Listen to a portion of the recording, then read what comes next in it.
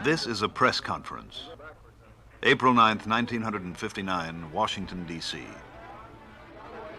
One of these 7 young men will be the first American into space. These are the astronauts. United States Project Mercury.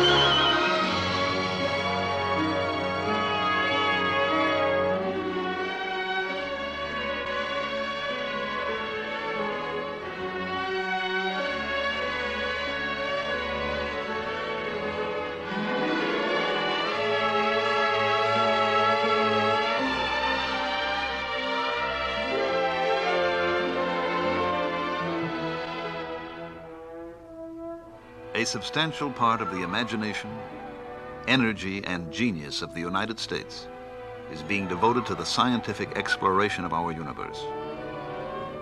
The launching pads and gantries of the Atlantic Missile Range mount many of our experiments into the very nature of creation.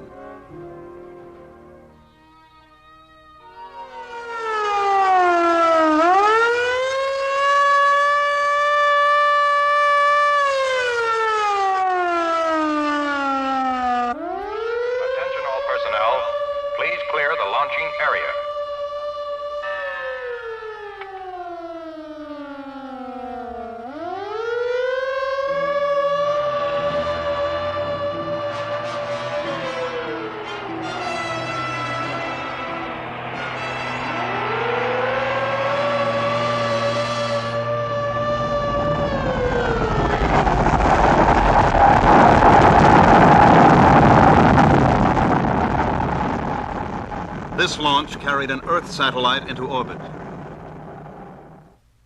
Soon, before the Earth turns many hundred times, a man will climb into a capsule at the Atlantic Missile Range and be hurled headlong into space.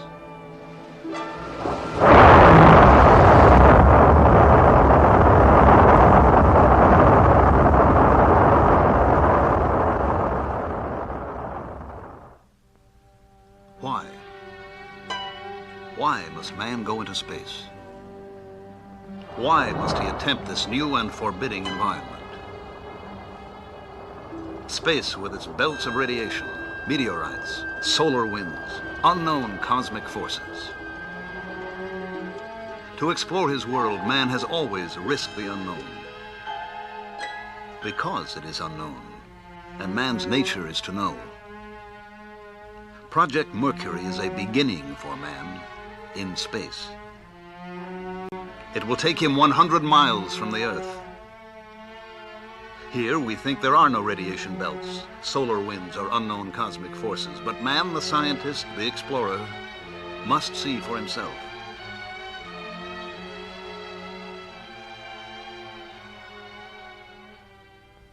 Each component of Project Mercury will be held up and measured in the unbending light of scientific truth. Will it work? Why? Does it work under load? Why not?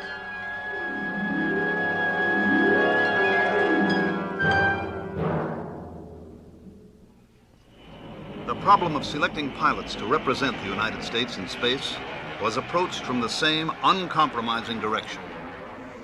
From all of the active duty pilots in the Navy, Marines, and Air Force, the service records of 473 test pilots were selected for review. 110 met the basic qualifications.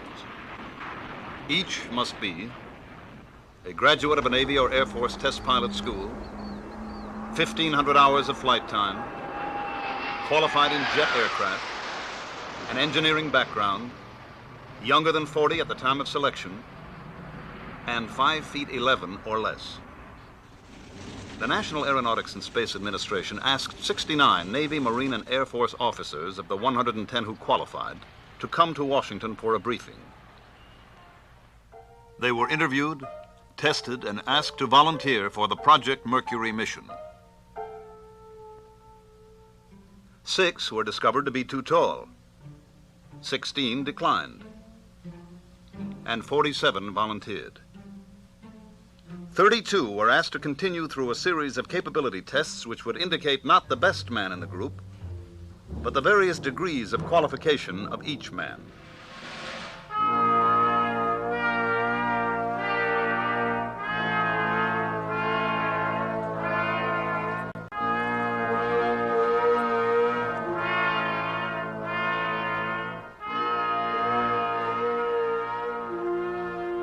Thirty-two candidates reported to the Lovelace Clinic in Albuquerque, New Mexico for an exhaustive series of physical examinations. These tests were divided between those given under normal clinical procedures and a series used for the first time in Project Mercury. A series of dynamic tests designed to measure the candidates' abilities during physical stress.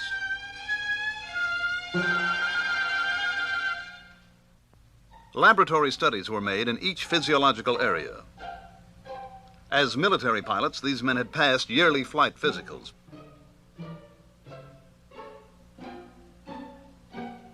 But here at the Lovelace Clinic, each measurable reaction of body chemistry, each physical function was measured, probed, diagnosed. What is the specific gravity of his body? What is his blood volume, water volume? What is his total body radiation count?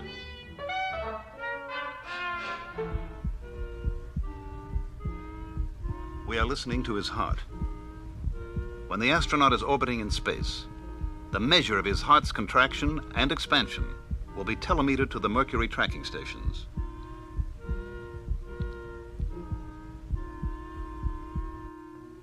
After a week of examinations, the candidates were sent on to the Wright Air Development Center in Dayton for stress evaluation and psychological tests.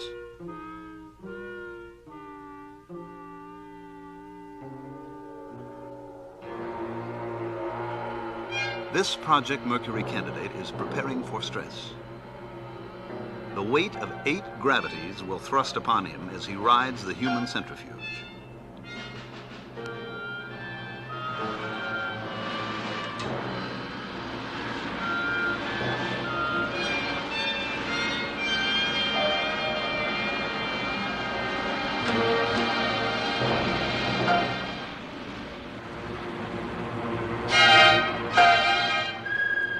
His reactions are studied.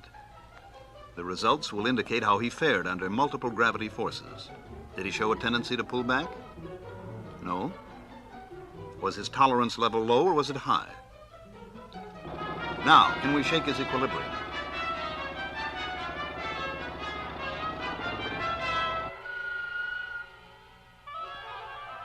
How does this affect his pulse and blood pressure? And what about his mental balance, his imagination, his personality, motivation? How does he see the different problems of living? And how has life affected him as an individual?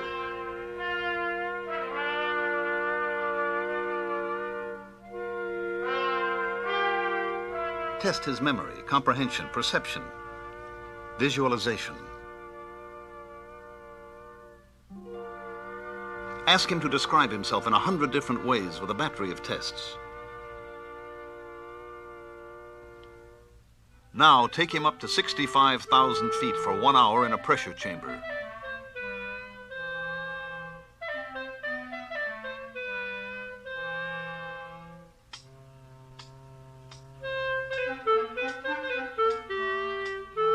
Now have him do this for 5 minutes.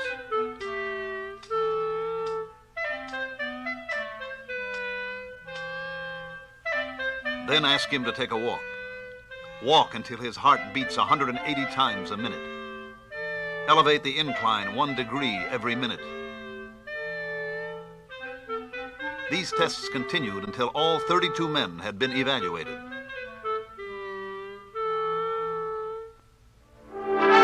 Seven men emerged from this competitive purgatory as the Project Mercury astronauts.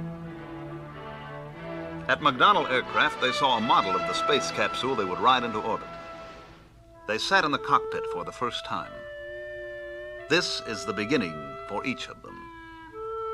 Captain Donald K. Slayton, United States Air Force, age 35, from Sparta, Wisconsin. Lieutenant Commander Alan B. Shepard, United States Navy, age 35, from East Derry, New Hampshire. Lieutenant Commander Walter M. Schirra, Jr., United States Navy, age 36, from Wardell, New Jersey. Captain Virgil I. Grissom, United States Air Force, age 33, from Mitchell, Indiana. Lieutenant Colonel John H. Glenn, United States Marine Corps, age 38, from New Concord, Ohio. Captain Leroy G. Cooper, Jr., United States Air Force, age 32, from Carbondale, Colorado. Lieutenant Malcolm Scott Carpenter, United States Navy, age 33, from Boulder, Colorado. These officers were detailed by their services to report to the NASA at Langley Field, Virginia. Here, the National Aeronautics and Space Administration Space Task Group, under the direction of Robert Gilruth, had organized a training program for the astronauts. They were excellent students, and they had a realistic and tough-minded approach to Project Mercury. They had to know all the answers. Here, they discussed the flight tests.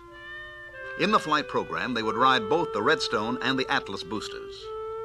But a man would not ride either booster until the full test program was a success. The schedule included first instrumented capsules, then capsules with a monkey aboard, and then one of the 7 would go into space. The schedule also provided for the problems of flying near the Earth. They must maintain their proficiency in high-performance military aircraft.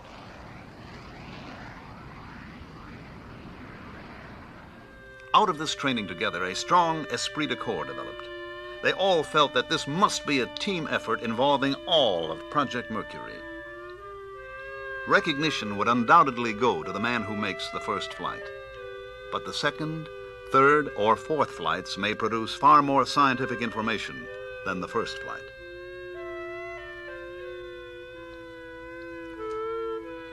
Soon, all of the astronauts were busy qualifying themselves for space flight.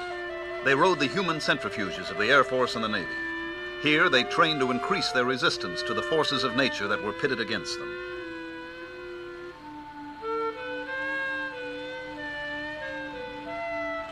But each new experience, each small physical or mental victory was backed up by hours of classroom work.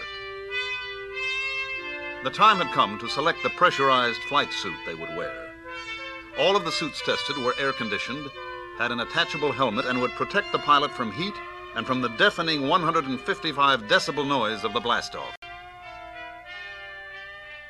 The problem was to select a suit which had complete pressure integrity, which was resistant to temperature and was not too bulky, a suit which allowed comparative freedom of movement, yet a suit which was completely reliable.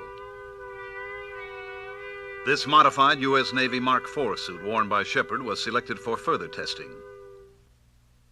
To get the feel of space flight controls, this trainer at NASA's Lewis Research Center in Cleveland demonstrates the possible motions of a capsule in space.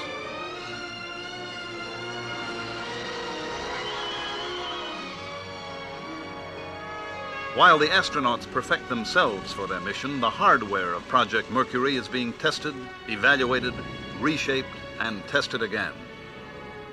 Off Wallops Island, Virginia, capsule drops at high altitude test the parachute and recovery systems.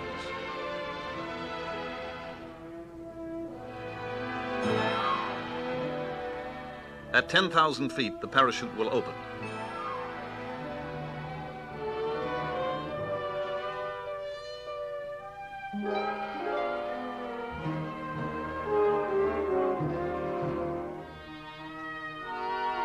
The astronaut riding his capsule will land in the Atlantic recovery area off the coast of Florida.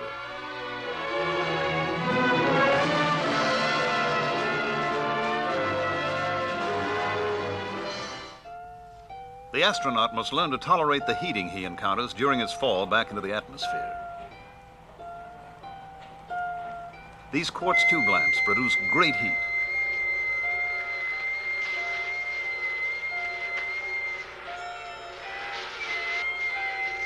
Among the astronauts, Walter Schirra is charged with the special problem of studying the capsule environment.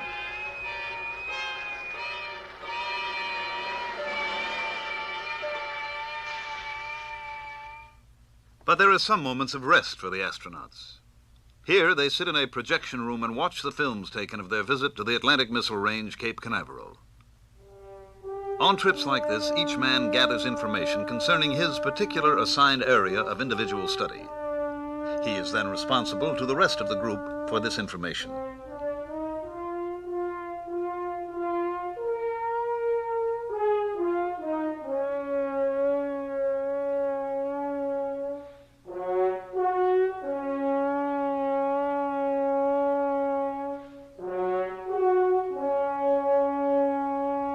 Grissom's area of responsibility is the flight control system, including the automatic pilot.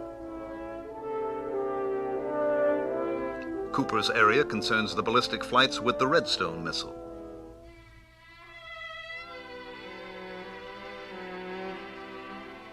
Shepard is concerned with tracking and recovery of the capsule.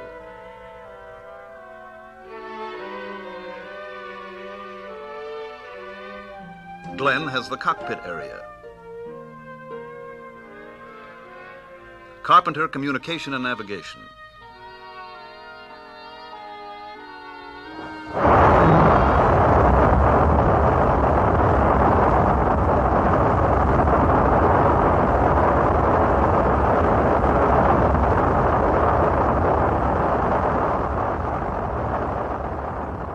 And Slayton has the responsibility for knowing Atlas and all of its systems.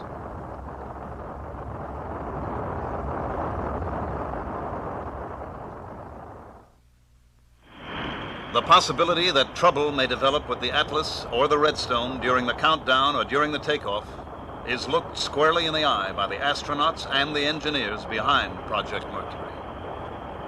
This booster was not a Mercury vehicle, but imagine the worst possible situation for the astronaut, that his capsule is now mounted on top of this Atlas.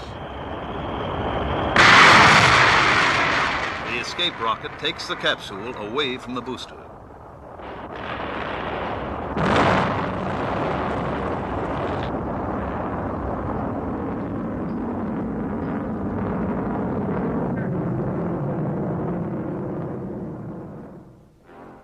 The tower separates.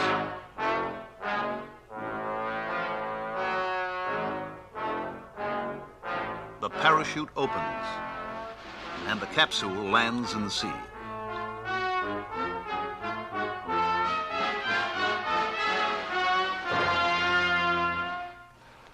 Success in a pioneer mission depends on optimal human performance. And performance... This is the voice of Dr. Theodore Benzinger at the Naval Medical Center, Bethesda, Maryland.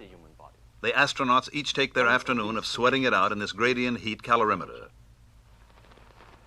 In a temperature as hot as it is in here now for him and will later be for you, 114 degrees Fahrenheit, your internal body temperature is protected by a physiological mechanism of very high power and precision.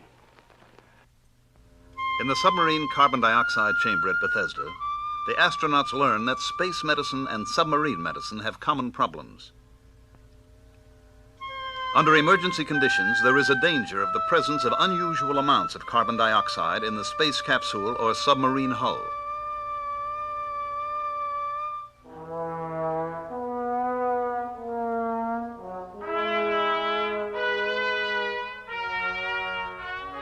After 2 hours in the chamber under 3% carbon dioxide, these men are tired. But they were convinced that they could function for quite a long time, at least long enough to make a complete orbit of the Earth and then to make an emergency re-entry and landing.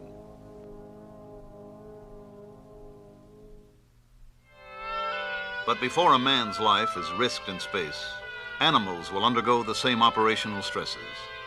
The animal research program connected with Project Mercury is an important prerequisite to research with human beings in space.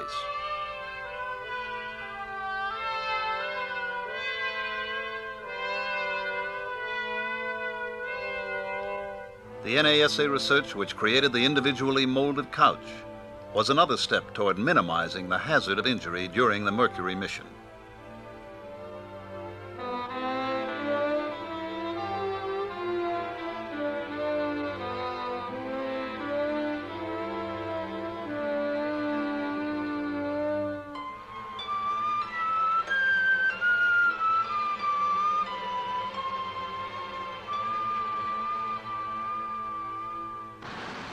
This is the same man, John Glenn, sitting in his couch under 14 Gs in the centrifuge at the Naval Aviation Medical Acceleration Laboratory, Johnsville, Pennsylvania.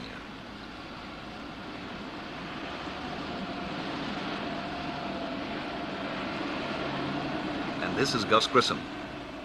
The astronauts consider this experience as probably the most important phase of their space flight environmental training.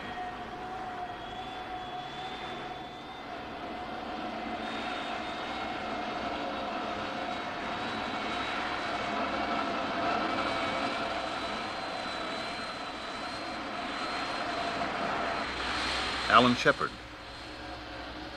as he takes the G-load of an emergency abort and landing.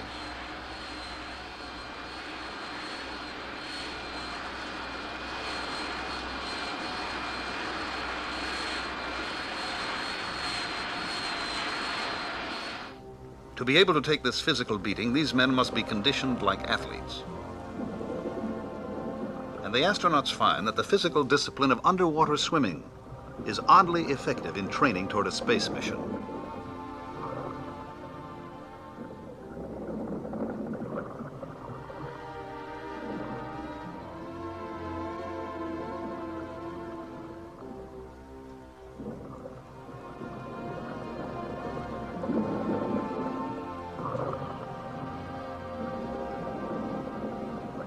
Navy Underwater Demolition Team 21 at Little Creek, Virginia, supervises the instruction of the astronauts. Al Shepard and Wally Schirra have just completed a half-mile swim by compass course to the beach.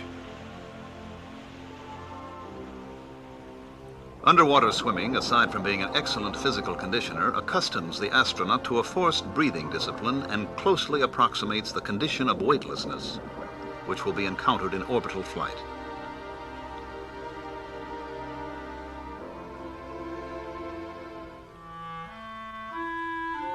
Now, imagine, if you will, that you are watching the first Project Mercury launching at the Atlantic Missile Range, Cape Canaveral. At launch time, the manned capsule with its escape system is thrust into the sky by the 2 booster engines and 1 sustainer engine of the Atlas.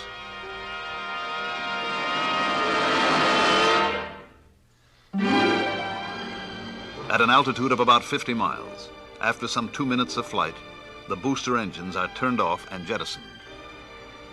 The sustainer engine continues its thrust toward orbital speed as the escape rocket fires, pulling the escape tower free of the capsule.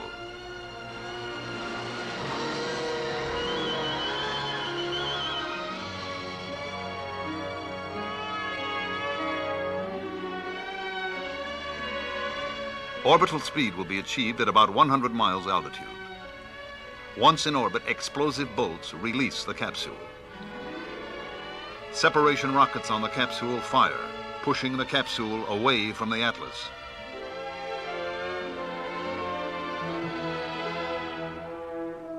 Now the capsule automatic pilot rotates the capsule. If the automatic pilot fails to respond or becomes erratic, the pilot has controls to maneuver the capsule into proper orbital attitude. Through a periscope or through his window, the pilot observes the Earth below and the heavens beyond the horizon.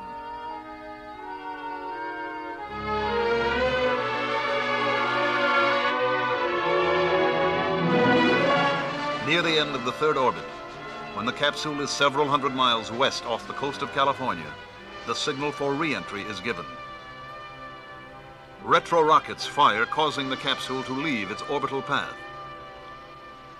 Now man and capsule fall, and meteor-like plunge toward the Earth. Plunging through the atmosphere, the heat shield glows white hot. The blunt end must be pointed in the line of fall. Below, patrol aircraft sweep the re-entry area with radar.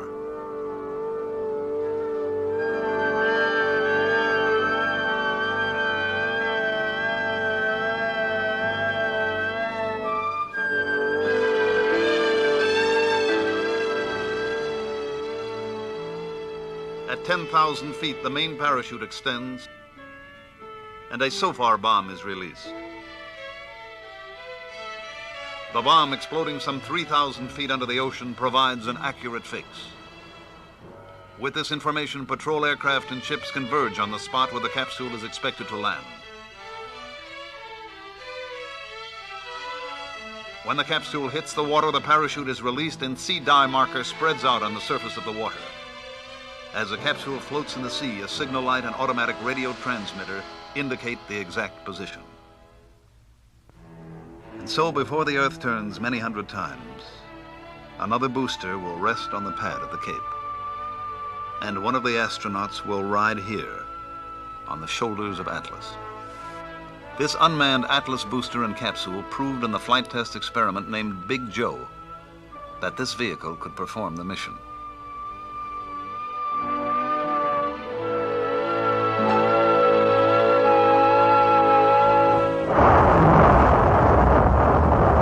The capsule, without escape tower, rocketed to 100 miles and was thrust downward to re-enter the Earth's atmosphere at a speed just below the predicted re-entry speed.